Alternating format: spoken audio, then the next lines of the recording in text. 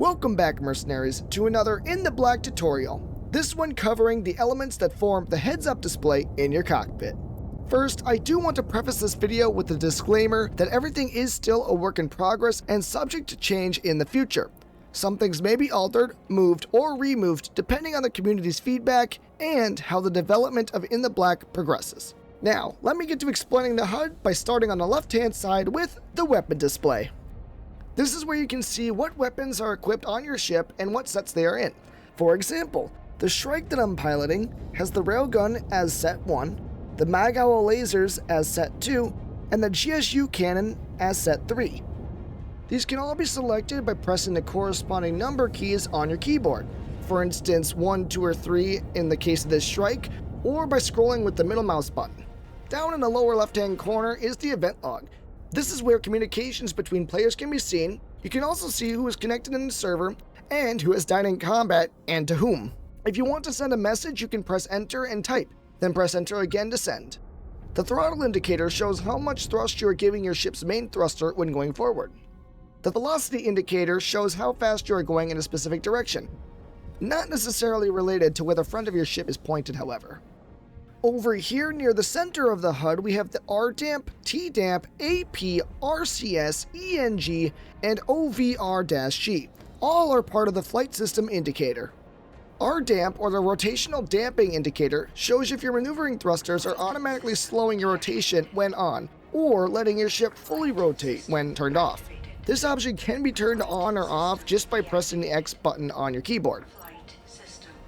TDAMP, or the translational dampening indicator, shows if your maneuvering thrusters will automatically slow your ship's velocity as it points its nose in a different direction. If you do not want it to have an impact on your velocity, then just turn it off. This can be easily done by pressing Z on your keyboard. AP stands for the Autopilot Status. This will turn on when an automatic maneuver is being performed, such as the flip and burn, which can be done by double tapping the spacebar. RCS stands for the Reactionary Control Status, and this simply indicates that the maneuvering thrusters of your ship are working properly. ENG stands for your main engines or thrusters, and these can be turned off by pressing I on your keyboard. This is useful for if you want to conserve propellant, as well as lowering your heat signature if you want to be a little bit more stealthy in the combat zone. OVR-G stands for the G-force limit status, which relates to the pilot's ability to withstand G-forces without blacking out. This is a feature that is planned to be implemented in future versions of In the Black. Dsa and Dsp are both part of the decision support system. Like the G-force limit status, both of these have yet to be implemented for the moment, but they are planned for the future of In the Black. The first one, Dsa, stands for Decision Support Audio, which is a system that will simulate sound outside of the spacecraft, and this will give the pilot a little bit more spatial awareness as they're flying.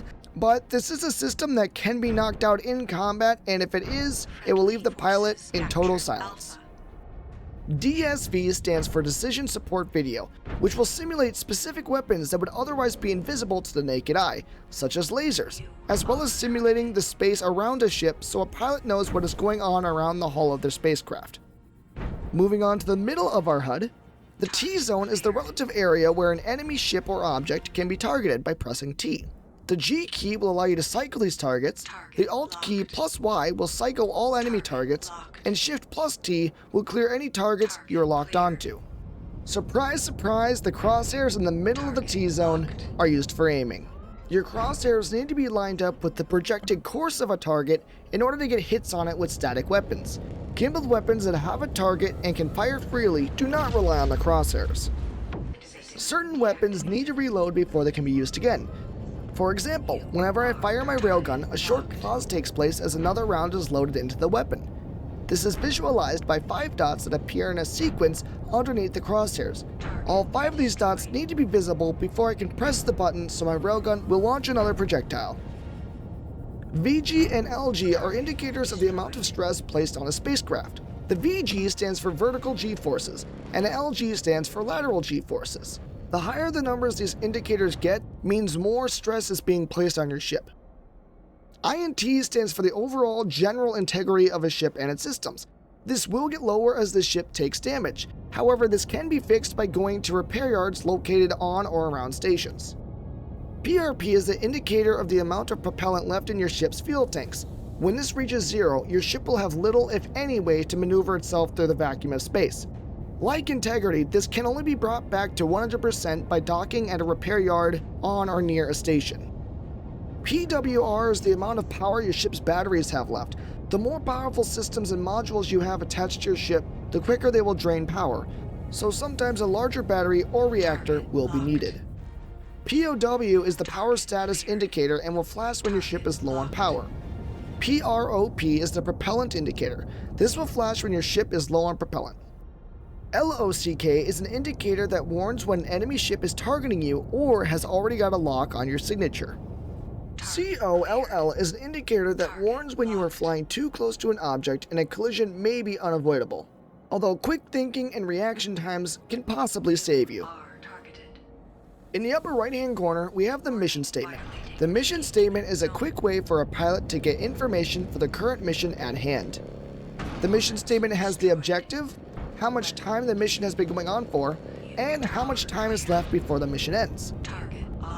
As the final element on the HUD, we have the three-dimensional compass. A pilot can use this system to orientate themselves in space. This compass does not point north, however, but instead it points in the direction the pilot and their ship's momentum is currently taking them. Well, that was a lot of information to take in on one video, but we do appreciate you watching. We're actually looking for feedback on the HUD and what it should look like or include in future updates. So if you have any ideas, you should check out the Impeller Studios Discord, which is posted down below. Our goal is to make this a player-designed game, and the more feedback we get from the community, the greater In the Black will be. If you wish to keep up to date with Impeller Studios and In the Black, you can join the mailing list for both corresponding websites down below, where we also have our aforementioned Discord link. There you can talk about the hard science fiction of In the Black, organize matches between yourself and other players, and even chat with members of the development team about your ideas. Thanks for watching, mercenaries. Stay safe out there.